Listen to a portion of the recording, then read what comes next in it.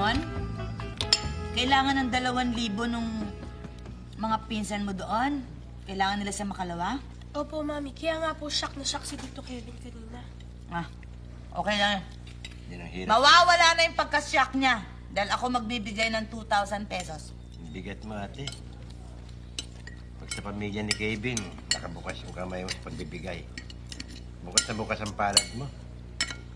Pero pag ako, yung palad mo, parang pingkaw, ni hindi maibuka.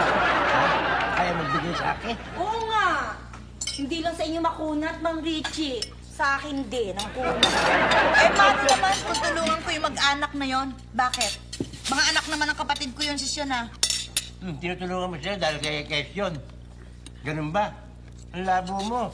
Tinutulungan mo dahil ang kalooban mo, hulog na hulog kay Bayaw. Ano, sagsat?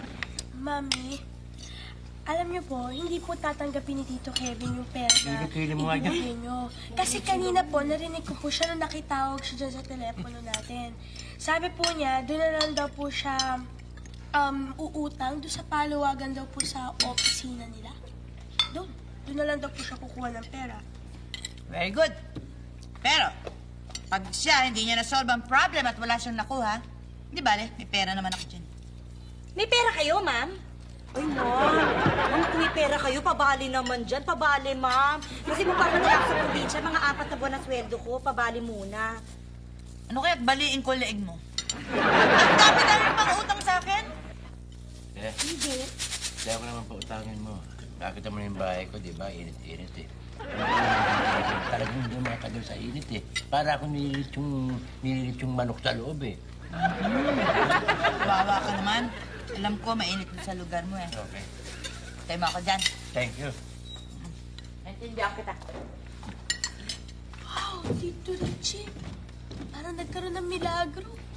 Isang salita niyo lang kumuha na po ng pera yung mami ko. Bakit ako?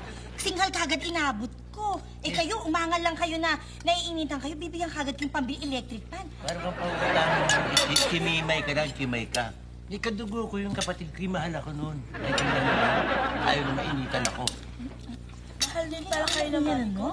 Siyempre, iba Huwag ka matakaw sa ulam, napusan niyo naman ako. Richie. Yeah. Okay. Solve na ang problem mo.